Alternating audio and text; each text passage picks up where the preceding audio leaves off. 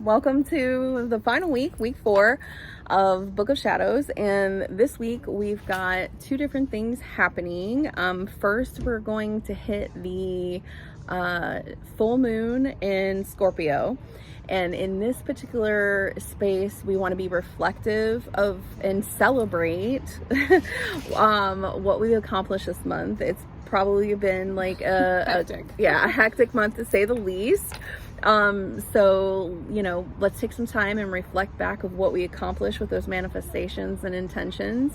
And then we got a neat little activity for you. Obviously, Pisces being a very intuitive, in-depth sign that's very much about intuitive powers, and it being a water sign, we decided to do a little highlight on water scrying. So this is where you're going to take your bowl. Scorpio.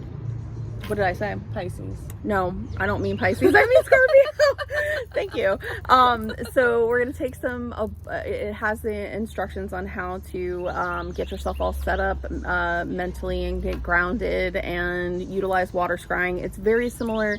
If you feel comfortable with tarot, or really any other form of divination, it's all utilizing the same kind of intention and inner work.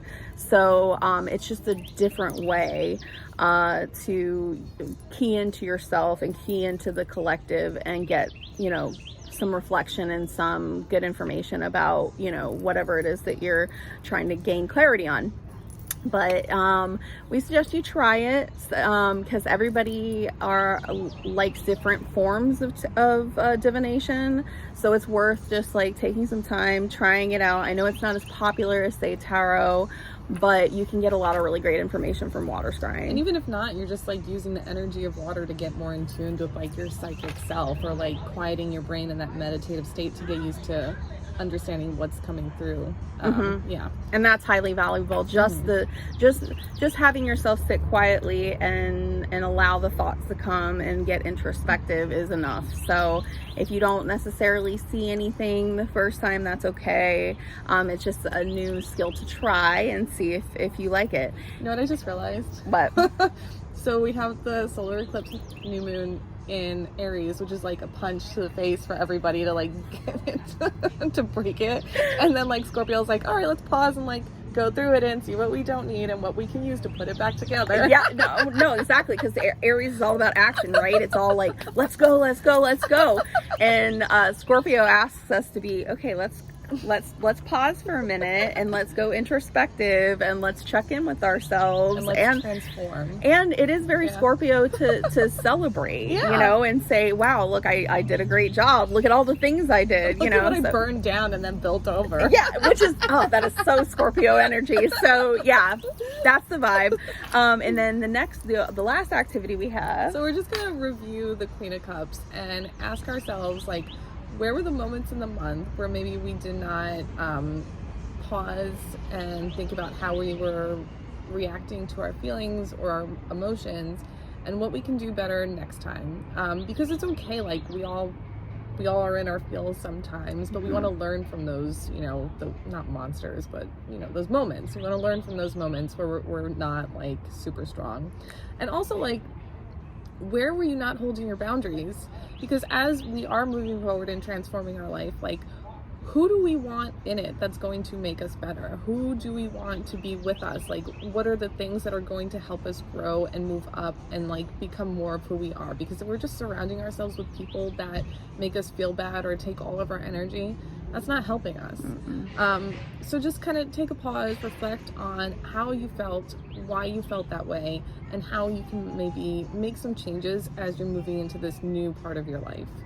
And there's also and not just holding boundaries, that's definitely a Scorpio thing, but also making sure to take time to reflect on how you could have supported yourself better through that. Because sometimes when our emotions get the best of us, no one's saying don't feel emotions, no one's saying don't process emotions, but there are things that we can do for ourselves that helps us better process. We need a toolbox. What are your tools?